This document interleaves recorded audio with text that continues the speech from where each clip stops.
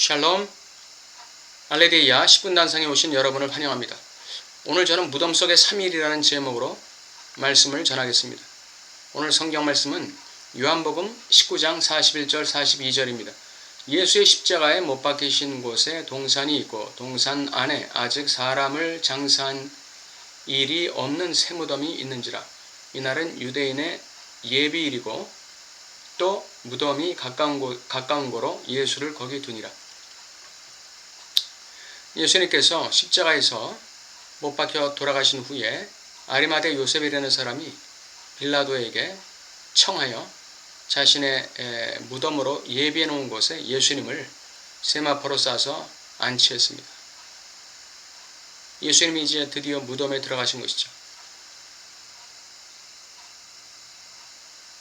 이로써 예수님이라는 한 개인, 메시아로 오셨던 예수님, 그 유대 고을을 다니시면서 착한 일을 하시고 많은 사람들에게 복음을 전하시고 귀신을 쫓아내시고 병자를 고치시고 무사람의 가정을 회복시키시고 많은 사람에게 희망과 용기를 주셨던 그 예수님은 이제 사람들에게서 잊혀지는 시점을 맞이하고 있습니다. 예수님께서 과연 그들의 기억에서 사라질까요? 오늘 무덤에 들어가신 예수님에 대해서 좀 알아보고자 합니다. 첫째로 예수님은 무덤에서 부활을 기대하고 계셨습니다. 하나님께서 약속하신 3일 만에 부활을 기다리고 계셨습니다. 부활을 기다린다는 것은 우리 인생에서 매우 중요합니다. 예수님도 죽으시면서 당장 부활하지 못하셨어요. 이걸 우리는 기억해야 됩니다. 예수님도 무덤 속에 3일이라는 기간을 기다리셨어야만 했다는 것입니다. 이 예수님의 무덤 속에 3일이라는 것이 여러분과 나에게는 며칠이 될까요? 무덤 속에 3일이라는 이 말은 굉장한 의미를 담고 있습니다. 어떤 사람에게는 그 3일이 30년이 될 수도 있습니다. 매우 지겨운 것이죠. 어떤 사람에게는 3년이 될 수도 있고 어떤 사람에게는 3달이 될 수도 있고 어떤 사람에게는 말 그대로 3일이 될 수도 있습니다. 우리의 삶 속에 죽음과 같은 세력이 우리의 삶을 엄몰하고 우리가 마치 무덤 속에 있는 것 같은 그런 정막과 고독과 사망의 그림자에 쌓인 그러한 세월이 있을 수 있다는 것입니다. 비크리스찬들도 무덤 속에 들어갑니다. 그러나 크리스찬들의 삶 속에도 이 무덤과 같은 3일이 다가온다는 것이죠. 이 3일 속에서 우리가 해야 될 일은 첫째, 부활을 기대하는 것입니다. 부활을 고대하는 것입니다. 부활은 고대하는 자에게 오는 것입니다. 믿음을 가지고 부활을 고대하는 사람이 부활의 아침을 맞이할 수 있습니다. 예수님은 바로 새벽, 미명, 아침에 부활하셨습니다. 우리 각자에게도 부활의 아침은 반드시 오게 되어 있습니다. 그 사실을 믿는 것이 믿음이고 그 부활의 아침에 이제 우리는 불사의 몸으로 하늘에 있는 것이나 땅에 있는 것이나 물 아래에 있는 것이나 그 어떤 피조물도 우리를 다시 사망의 그늘에 쌀 수 없는 부활체로 우리는 일어나게 될 것입니다. 둘째로 예수님께서 부활을 기대하면서 하셨던 일이 있습니다. 그것은 무덤 속에 3일 동안에 옥에 내려가셔서, 즉 음부 하데스에 내려가셔서 그 음부에서 대기하고 있던, 심판을 대기하고 있던 수많은 유대 백성들에게 자신이 메시아이신 것을 알리셨습니다. 그리고 그들로 하여금 믿음의 결단을 촉구하셨습니다. 이것이 예수님께서 마지막으로 하신 일입니다. 그래서 거기서 믿음의 결단을 한 구약의 성도들을 모조리 이끌고 부활하실 때 하늘로 올라가신 것이죠.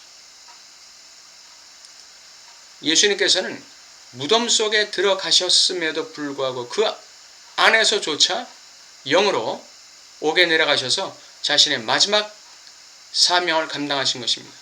여러분과 제가 무덤이라는 어둡고 답답하고 외롭고 힘든 세월을 맞이했을 때, 그러한 공간 속에 있을 때 우리는 우리가 해야 될 일을 해야 됩니다.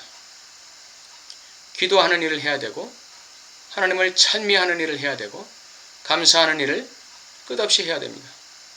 성경 읽는 일을 게을리해서는 안 됩니다.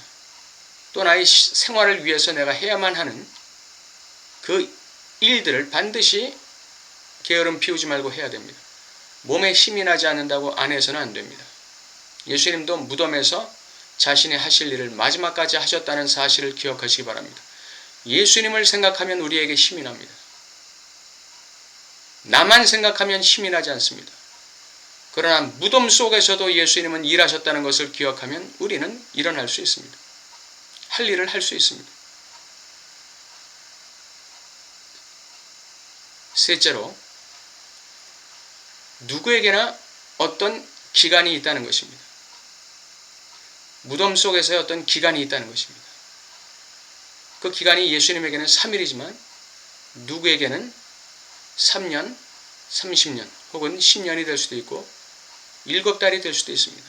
7일이 될 수도 있습니다. 그러나 우리의 삶 속에 다가오는 모든 종류의 무덤에는 반드시 그 기한이 있다는 것입니다. 기한이 있다는 것은 인내하면 반드시 여명이 나에게 주어진다는 것입니다. 기한이 있다는 것을 기억하시기 바랍니다. 오늘날 우리 대한민국 교회 상황도, 이 어두운 교회 상황도 반드시 기한이 있습니다. 그것이 무덤 속의 3일입니다. 한국 교회가 당면하고 있는 무덤 속의 3일입니다. 이 무덤 속의 3일의 기간 동안 한국 교회가 해야 될 일은 예수님을 믿는 믿음으로 철저하게 부활을 기대해야 된다는 것입니다. 그러면서 나의 죄를 회개하는 일입니다. 나의 죄를 회개하면서 이 무덤 속에서, 이 영적 무덤 속에서 예수 그리스도의 부활의 여명을 맞이할 준비를 하는 것입니다.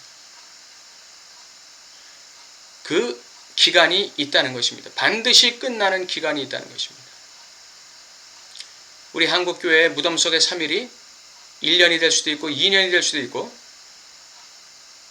더 길어질 수도 있습니다. 그래서 우리 한국교회가 하나님 앞에 어떠한 회개의 자세, 기대하는 자세를 제대로 가지고 부활의 아침을 인내하며 기다리는가에 결정납니다. 그것은 교회뿐만 아니라 여러분과 나의 개인적인 삶에 있어서도 무덤 속의 3일이란 때때로 찾아옵니다. 그 무덤 속의 3일에 들어갔을 때 여러분 3일은 반드시 지나야 돼요. 기도한다고 3일이 이틀 되는 것이 아닙니다. 기도한다고 3일이 하루가 되는 게 아니에요. 무덤 속의 3일에 있을 때는 반드시 회개하며 믿음으로 부활의 아침을 기다려야 되는 것입니다. 그것이 우리가 할 일입니다. 그리고 무덤 속에 있을 때도 우리가 영적으로 그리고 실생활에서 해야 될 일을 반드시 해야 됩니다. 힘이 안 나신다고요? 예수님을 생각하시기 바랍니다. 예수님도 무덤 속에서조차 자신이 해야 될 마지막 일을 감당하셨습니다. 그리고 부활의 아침을 기다릴 때 우리 하나님께서는 반드시 부활의 아침을 주십니다. 우리가 무덤 속에 들어가 있다는 사실이 바로 우리에게 부활이 약속되어 있다는 증거이기 때문에 우리에게 반드시 부활의 아침은 다가옵니다. 한국 교회에도 다가오고 여러분과 나 개인의 삶 속에서도 부활의 아침은 반드시 다가옵니다. 누구에게? 무덤 속에서 하나님의 부활을 기다리고 고대하는 사람에게, 그리고 회개하면서 자신이 해야 될 그 일을 게을리하지 않고 성실하게 무덤 속에서조차도 성실하게 자신의 일을 해나가는 사람에게, 그리고 그 3일을 온전히 인내하며 기다리면서 부활의 아침을 바라보는 그 사람에게 반드시 부활의 아침이 오게 되어 있습니다. 오늘 말씀을 들어주신 여러분 감사드리고 부활의 영광이 여러분과 저와 한국교회 전체 위에 반드시 임하시길 예수님 이름으로 바랍니다. 아멘.